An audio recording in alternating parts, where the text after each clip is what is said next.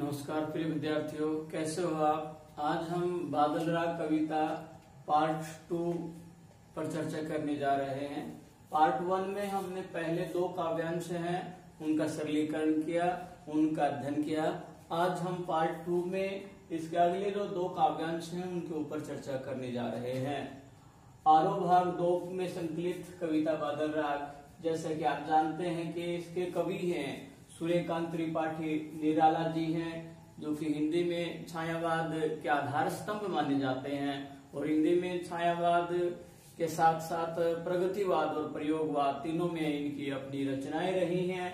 बादल राग है कवि का मुख्य बिंदु रहा है, मुख्य उनका विषय रहा है, उनका रुचि का विषय रहा है। बादल क्रांति का प्रतीक है, तो इसमें प्रतीकात्मक शब्दों का प्रयोग किया है। प्रत्यक्ष रूप से जब बात की जाती है, प्रतीकों के द्वारा बात की जाती है, तो वो छायावादी रचना कहलाती है। बादल राग है वो अनामिका के छठे भाग का अंतिम काव्यांश है, ये भी आपको पता है, पार्ट 1 में हम चर्चा कर चुके हैं। तो आइए हम काव्यांश भाग 3 के ऊपर चर्चा करने जा रहे हैं। पूरा ध्यान से आप इस काव्यांश को देखेंगे और उसके बाद हम इसके सरलीकरण के ऊपर, इसकी व्याख्या पर चर्चा करेंगे, विषय पर चर्चा करेंगे।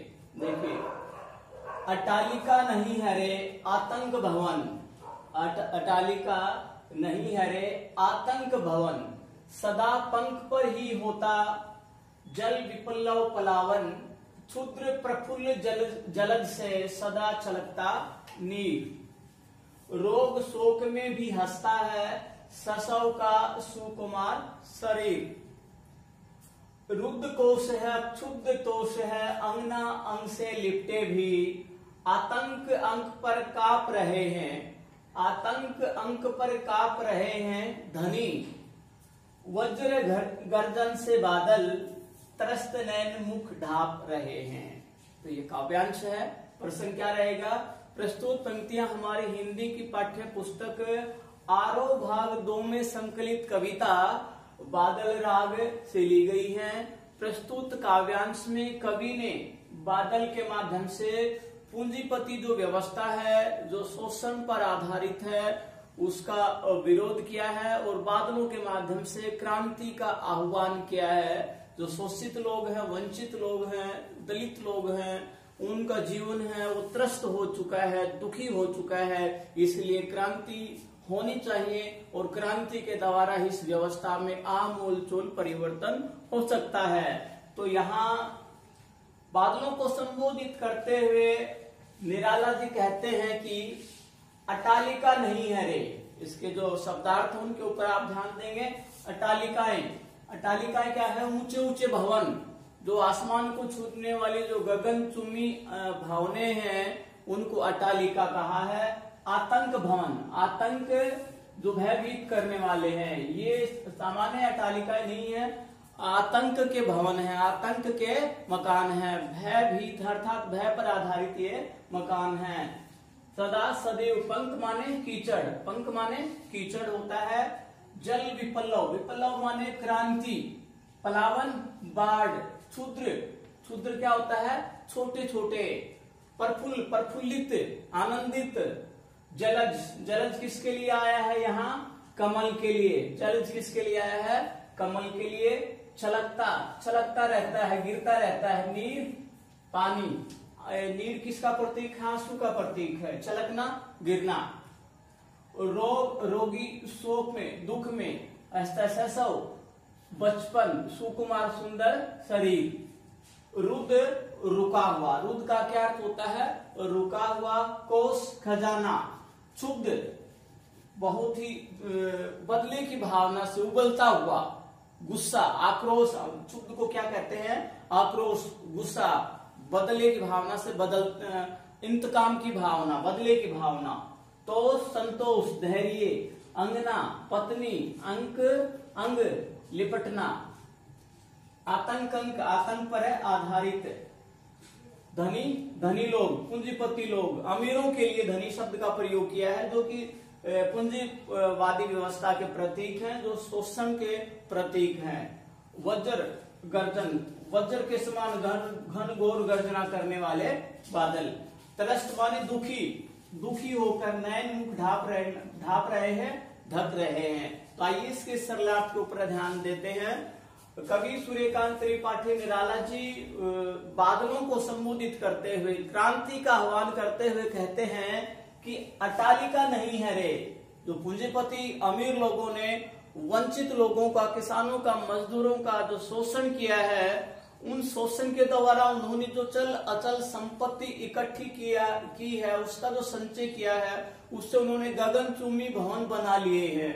तो केवल रहने मात्र के लिए नहीं है, अटालिका नहीं है रे, केवल वो एक भवन नहीं है, गगनचुंबी अटालिकाएं नहीं है, ऊंचे ऊंचे मीनारे नहीं है, अपितु क्या है, आतंक भवन। वो एक प्रकार से आतंक के भवन है। त्रस्त, वो लोगों को दुखी करके, लोगों के ऊपर अत्याचार करके, लोगों का शोषण करके उन्होंने ऊंची ऊंची मीनारे, ऊंचे ऊंचे गगनचुंबी भवन बनाए हैं। तो ये केवल रहने मात्र के लिए नहीं है, अपितु उन्होंने लोगों का खून चूस करके, उनका शोषण करके ये भवन बनाए हैं, जो कि एक प्रकार से आतंक का प्रतीक है। ये सामान्य नहीं है, अपितु आतंक का प्रतीक है। आतंक के द्वारा उन्होंने ऊंची ऊंची अटालिकाएं, ऊंचे ऊंचे भवन या मीनारे बनाई हैं, जो उचित नहीं है।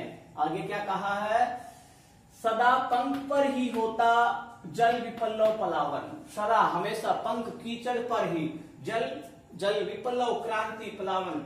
जो बादल जो क्रांति करते हैं वो सदा कहां पर करते हैं, पंख पर, कीचड़ पर ही क्रांति करते हैं। अर्थात जल जब बारिश होती है, भयंकर बारिश होती है, तो कहाँ उसका प्रभाव होता है, जल का प्रभाव कीचड़ पर होता है, विपल्लव पलावन। और उससे क्या होता है, जल प्रलय के द्वारा बाढ़ आ जाती है। क्या आ जाती है, पलावन, बाढ़ आ जाती है। जल के जो क्रांति होती है बादलों के द्वारा, उस क्रांति का प्रभाव पंख पर, कीचड़ पर होता है, और चारों ओर पलावन, बाढ़ ही बाढ़ होती है। ऐसा क्रांतिकारी एक रुद्र रूप होता है, एक भयंकर रूप होता है। क्षुद्र प्रफुल्ल जलद से सदा छलकता नीर। और जब इस प्रकार से बाढ़ आती है तो क्षुद्र, छोटे छोटे, प्रफुल्लितानंदित जलज कमल के जो पौधे हैं, सदा छलकता नीर, और उनसे नीर के रूप में पानी, नीर के रूप में आंसू छलकता रहता है। अब इन दोनों पंक्तियों पर आप ध्यान देंगे, सदा पंख पर ही होता है जल विपल्लव प्लावन। तो इसमें सामान्य अर्थ तो यही है कि जब बाढ़ आती है, बादलों के द्वारा बारिश होती है, बाढ़ आता है, तो उससे कीचड़ हो जाता है और चारों ओर पानी ही पानी होता है। और ऐसे जो छोटे छोटे कमल के जो फूल हैं, पौधे, उनसे पानी छलकता है। तो इसका भावार्थ क्या है, इसका भावार्थ यह है कि जब क्रांति होती है तो पंख कीचड़, ये पंख शब्द किसके लिए आया है, वंचितों के लिए, दलितों के लिए, किसानों के लिए, मजदूरों के लिए। कि जो क्रांति है, विप्लव, क्रांति कौन करता है, पंख कीचड़। अर्थात जो गरीब लोग हैं, वंचित लोग हैं, सर्वहारा जो लोग हैं, जो सब कुछ हार चुके हैं, या जिनके पास खोने के लिए कुछ नहीं है, जिनका किसी प्रकार से नुकसान या हानि होने का कोई मतलब ही नहीं है, प्रयोजन ही नहीं है, ऐसे लोग जो सब कुछ हार चुके हैं, वही क्रांति करते हैं। अपने अधिकारों के लिए वो क्रांति करते हैं। जल विप्लव पलावन, जो साधारण लोग हैं, वंचित लोग हैं, वही हमेशा क्रांति करते हैं, क्योंकि उनका सब कुछ छीना जा चुका है, उनका शोषण करके उनके अधिकारों को छीना जा चुका है। इसलिए वो क्या करते हैं, वो क्रांति करते हैं। और क्रांति का परिणाम क्या होता है, प्रभाव क्या होता है, क्षुद्र प्रफुल्ल जलद से सदा छलकता नीर। और जब क्रांति होती है तो जिस प्रकार से पंख क्या है, वो कीचड़, पंख कीचड़ वो है सामान्य लोगों का प्रतीक, और जलद है वो पूंजीपति लोगों के लिए आया है। कमल किसके लिए आया है, पूंजीपति लोगों का। और जब क्रांति होती है तो जल, कमल का फूल है, उससे आंसू टपकते रहते हैं। अर्थात क्रांति में हमेशा जो कमल रूपी जो अमीर लोग हैं वो भयभीत होते हैं, वो कभी भी क्रांति नहीं चाहते। अर्थात उन्हें भय होता है कि उन्होंने जो चल अचल संपत्ति इकट्ठी किया, उसका संचय किया है, वो लूट ली जाएगी, छीन ली जाएगी, और उन्होंने जो ऐश्वर्यपूर्ण जीवन है वो उनका छीन जाएगा, इसलिए वो रोते रहते हैं। अर्थात वो भयभीत हो जाते हैं। भावार्थ यह है कि अमीर लोग कभी भी क्रांति नहीं चाहते, और जो गरीब लोग हैं, वंचित लोग हैं, मजदूर हैं, किसान हैं, जब उनका सब कुछ छीना जाता है तो वो क्रांति करते हैं, और क्रांति के द्वारा जलद रूपी जो अमीर लोग हैं, पूंजीपति लोग हैं, वो भयभीत हो जाते हैं। आगे देखिए, रोग शोक में भी हंसता है शैशव का सुकुमार शरीर। रोग शोक में भी हंसता है शैशव का सुकुमार शरीर। ये किसके लिए आया है? वंचितों के लिए। वंचित लोग हैं शैशव कुमार, उनका जो शरीर है रोग शोक में भी, जो सामान्य जो बच्चा है शैशव बचपन के रूप में दर्शाया है सुकुमार शरीर। जो गरीब लोग हैं, वंचित लोग हैं, रोगी होने के बावजूद भी वो हमेशा हंसते रहते हैं, अर्थात उनके जीवन में रोटी कपड़ा मकान शिक्षा चिकित्सा बिजली पानी आदि सुविधाएं नहीं होती, उसके बावजूद भी रोगी होने के बावजूद भी वो हंसते रहते हैं, खेलते रहते हैं। शैशव कुमार शैशव बचपन, जैसे बचपन में जो छोटे छोटे बच्चे हैं वो खिलखिलाते रहते हैं, ठीक उसी प्रकार से वंचित वर्ग के जो लोग हैं उन बच्चे के समान हैं कि रोगी होने के बावजूद भी वो कभी भी त्रस्त नहीं होते, दुखी नहीं होते, अर्थात खिलखिलाते हुए अपने जीवन व्यतीत करते हैं। हर प्रकार के कष्ट को हंसते हंसते सहन कर लेते हैं। उनके अंदर इतना धैर्य होता है कि वो हर कष्ट को हंसते हंसते सहन कर लेते हैं। ये पूरी पंक्ति है वो वंचितों के लिए है, जिनका शोषण हो रहा है, कि उनके पास कोई भी सुविधा नहीं है, इसके बावजूद वो त्रस्त नहीं है, वो दुखी नहीं है, हंसते हंसते कष्टों को सहन कर लेते हैं। रुद्र कोश है, क्षुद्र कोश है, ये पूंजीपतियों के लिए है। रुद्र रुका हुआ कोश खजाना। पूंजीपतियों ने, अमीर लोगों ने जो लोगों का शोषण करके अत्याचार करके गलत कार्यों के द्वारा पूंजी का संचय किया है, खजाना इकट्ठा किया है, क्षुद्र तोष है। क्षुद्र गुस्सा है, आक्रोश है, तो संतोष। जो आम लोग हैं, वंचित लोग हैं, जब क्रांति होती है तो क्रांति के द्वारा पूंजीपतियों ने जो खजाना इकट्ठा किया हुआ है उससे बदले की भावना से गुस्से में आकर के जो वंचित लोग हैं अपने धैर्य को खो देते हैं और उनका सीधा निशाना होता है उन्होंने जो चल अचल संपत्ति इकट्ठी की है उसको लूट लिया जाए, उनको बांट लिया जाए। तो ऐसे में जो पूंजीपति लोग हैं वो भयभीत रहते हैं, त्रस्त होते हैं और क्षुद्र तोष है, वंचित लोग हैं अपना आपा खो देते हैं, अपने धैर्य को छोड़ देते हैं। अंगना अंग से लिपटे हुए, जो अमीर लोग हैं, पूंजीपति लोग हैं, अंगना पत्नी के अंगों से लिपटे रहते हैं, अर्थात वो अपने मकानों में घरों में डूबके रहते हैं, चिपके रहते हैं, इतने भयभीत होते हैं कि अपने घरों में अपने बच्चों के साथ परिवार के साथ चुपके से अपने मकानों में डरे रहते हैं, बैठे रहते हैं। भावार्थ ये है कि अमीर लोग हैं, जो पूंजीपति लोग हैं, किसी भी प्रकार से क्रांति को नहीं चाहते।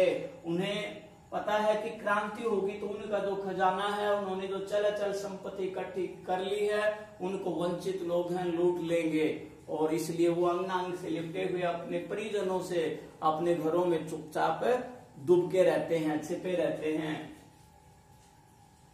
आतंक अंक पर कांप रहे हैं। और जब इस प्रकार से धनी लोग हैं, तो वज्र गर्जन से बादल है जो क्रांति की द्योतक है, विनाशक गर्जन करते हैं, घनघोर गर्जना करते हैं। तो उस गर्जना से क्या है, आतंक अंक पर कांप रहे हैं। इसने आतंक करने वाली जो गर्जना है, उस गर्जना को सुन करके अमीर लोग हैं, पूंजीपति हैं, वो भयभीत हो जाते हैं, कांपने लग जाते हैं कि ये जो क्रांति होगी उसे क्रांति से वो सबसे ज्यादा भयभीत हो जाते हैं। और भयभीत होने के कारण क्या होते हैं, त्रस्त नयन मुख ढाप रहे हैं, त्रस्त होकर के दुखी होकर के अपने आंखों को, अपने नैनों को ढाप लेते हैं और अपने आप को छुपा लेते हैं।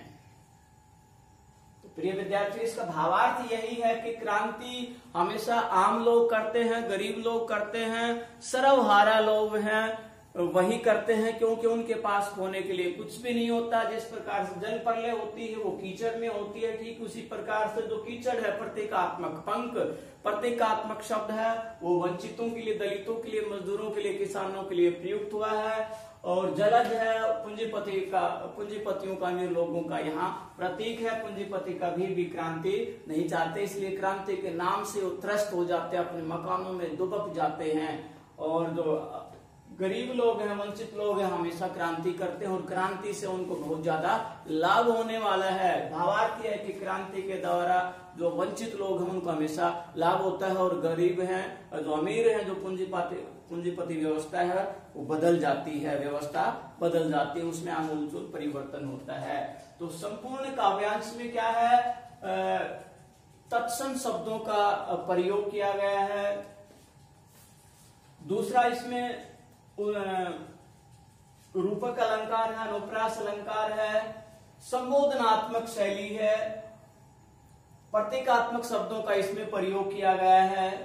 और सबसे बड़ी जो बात है कि हिंदी का जो एक धारा प्रवाह शब्दों का इसमें प्रयोग किया गया है। निराला की सबसे बड़ी विशेषता है कि साधारण शब्दों के द्वारा, तत्सम शब्दों के द्वारा अपनी बात को सहज सरल तरीके में करते हैं।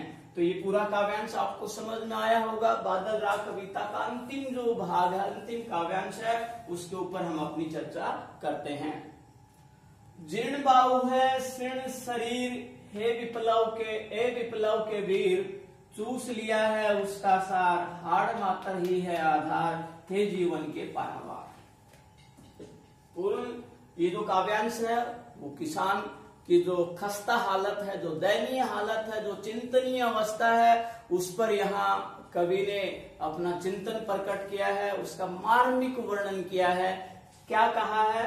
प्रसंग वही रहेगा। प्रस्तुत पंक्तियां हमारी हिंदी की पाठ्य पुस्तक आरव भाग 2 में संकलित कविता बादल राग से ली गई है। प्रस्तुत काव्यांश में कवि ने किसानों की जो दयनीय अवस्था है, दशा है, उस पर अपना चिंतन प्रकट किया है। किसान की दयनीय अवस्था का मार्मिक चित्रण करते हुए कहा है कि जीर्ण बाहु है शीर्ण शरीर, हे विप्लव के वीर। हे विप्लव के वीर किसके लिए है? विप्लव, क्रांतिकारी, क्रांति करने वाला।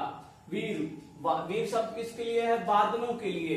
बादलों को संबोधित करते हुए निराला जी कहते हैं कि हे विप्लव के वीर, जीर्ण बाहु है शीर्ण शरीर। जो किसान है उसकी जो भुजाएं हैं वो क्या हो गई? जीर्ण हो गई हैं, कमजोर हो गई हैं। शीर्ण शरीर, और किसान का जो शरीर है वो जर्जर हो गया है, बहुत ही कमजोर हो गया है। उसकी भुजाएं हैं वो काम करके थक चुकी हैं, अब उनकी भुजाओं से काम नहीं होता है, और उसका जो शरीर है वो एक प्रकार से जर्जर हो गया है, कमजोर हो गया है, निर्बल हो गया है, असहाय हो गया है। चूस लिया है उसका सार। सार मतलब सार, आधार। उसके जीवन का जो सार था, आधार था, वो सारा का सारा चूस लिया है। चूस लिया है, शोषण कर लिया है। किसने? पूंजीपतियों ने। पूंजीपति व्यवस्था में जो किसान है, जो कि अन्नदाता है, भगवान के बाद अगर दूसरा रूप हो तो किसान का है, उसको अन्नदाता कहा जाता है। सबका पेट भरने वाला जो किसान है, उसका शरीर निर्बल हो गया है, कमजोर हो गया है, उसकी भुजाएं हैं वो असहाय हो गई है, जर्जर हो गई हैं। चूस लिया उसका सार। उसके जीवन में कोई सार नहीं है, अर्थात उसके जीवन में जो मौलिक अवस्थाएं होनी चाहिए, मौलिक जो सुविधाएं होनी चाहिए, रोटी कपड़ा मकान शिक्षा चिकित्सा बिजली पानी जैसी सुविधाएं होनी चाहिए थी, वो उसके जीवन में नहीं है। हाड़ मात्र ही है आधार। अब उसका जो शरीर है हाड़ों का एक हाड़ मात्र ही रह गए हैं, अस्तित्व पिंजर रह गया है। उसके शरीर पर कहीं भी मांस नहीं है, अर्थात उसका जो पेट है वो अपनी मेरुदंड के चिपक गया है। उसका जो अस्तित्व पिंजर है स्पष्ट रूप से देखा जा सकता है, केवल एक हड्डियों का ढांचा मात्र रह गया है किसान का शरीर। भावार्थ यह है किस पूंजीपति व्यवस्था में अमीर लोगों ने किसान का जो जीवन है उसको बिल्कुल असहाय बना दिया है। उसके जीवन में किसी प्रकार से सुविधाएं नहीं है। जो सबको अन्न देने वाला है, सबका पेट भरने वाला जो किसान है, वो भी इस पूंजीपति व्यवस्था में त्रस्त है, दुखी है। उसका जो जीवन है वो सारहीन हो गया है, उसका कोई सहारा नहीं है। इसलिए तुमने क्या करना है? विप्लव करना है, क्रांति करनी है। और उस क्रांति के लिए किसान तुम्हें पुकार रहा है, आह्वान कर रहा है। क्या कहा? हे जीवन के पारावार। हे जीवन के पारावार। पारावार शब्द का मतलब क्या है? सागर, समुद्र। तुम जीवन के एक सागर के समान हो। जिस प्रकार से सागर उमड़ता रहता है, घुमड़ता रहता है, परिवर्तन करता है, तो हे विप्लवकारी, हे क्रांतिकारी बादलों, तुम भयंकर गर्जना करके बारिश करो, मूसलाधार बारिश करो, जिससे पृथ्वी के जो जड़ चेतन है उनको पानी मिले, नया जीवन मिले, और जो किसान है वो उसको खेती के लिए पानी मिले। एक तो इसका ये सामान्य अर्थ है, और दूसरा इसका प्रतीकात्मक अर्थ यह है कि इस पूंजीपति व्यवस्था में किसान है उनका जीवन भी बेकार हो गया है, निष्प्रयोजन हो गया है, उनके जीवन में कोई सुविधाएं नहीं है। लेकिन जब विप्लव के भी तुम क्रांति करोगे तो इसमें किसान के जीवन में सुविधाएं होंगी। किसान के जो बच्चे हैं, किसान का जीवन है वो भी मौलिक सुविधाओं से भरा होगा। इसलिए क्रांति की आवश्यकता है और इसी क्रांति के लिए किसान है तुझे बार बार आह्वान कर रहा है, पुकार रहा है। विशेष कवि ने किसान के जीवन का बड़ा मार्मिक वर्णन किया है। किसान की जर्जर अवस्था के लिए पूंजीपति व्यवस्था को यहाँ कवि ने पूंजीपति व्यवस्था है उसके कारण किसान का जो जीवन है वो खस्ता हाल हुआ है, दयनीय है। उसका कारण क्या है? पूंजीपति व्यवस्था। पूरी कविता में तत्सम शब्दों का प्रयोग किया है, संबोधनात्मक शैली है, मानवीकरण, इसमें रूपक अलंकार है, रूपक के साथ साथ क्या बोलते हैं आप, इसमें अनुप्रास अलंकार है, उसको भी आप देख सकते हैं। फिर जीवन के पारावार, निराला ने उसको बादल को पारावार माना है, सागर के समान माना है, क्रांति का द्योतक माना है। तो संपूर्ण जो कविता है आपको समझ में आई होगी। बादल राग एक छायावादी कविता है, प्रतीकात्मक कविता है। इसके द्वारा पूंजीपति व्यवस्था को कवि हटाना चाहता है, समाप्त करना चाहता है और जो वंचित लोग हैं, शोषित जो वर्ग के लोग हैं, उसमें चाहे वंचित है, दलित है, मजदूर है, किसान है, उनके जीवन में खुशहाली आए और वो लोग हैं उनका जीवन खुशहाल हो और पूंजीपति जो व्यवस्था है उसका नाश हो। इस प्रकार का आह्वान कवि ने बादल राग कविता के माध्यम से किया है। तो ये कविता आपको समझ में आई होगी। पार्ट 1 में आपने 2 काव्यांश किए थे, पार्ट 2 में आपने 2 काव्यांश किया है। सारे के सारे आपने अपना इनका जो सरलार्थ था अपने अभ्यास पुस्तिका में इनको लिखना है। अगले वीडियो में, अगले लेक्चर में हम इसके प्रश्नोत्तर के ऊपर चर्चा करेंगे। आपको सरलार्थ समझ में आ जाएंगे तो संपूर्ण कविता आपको समझ में आ जाएगी। तो आज के लिए इतना ही। सभी को नमस्कार, जय हिंद।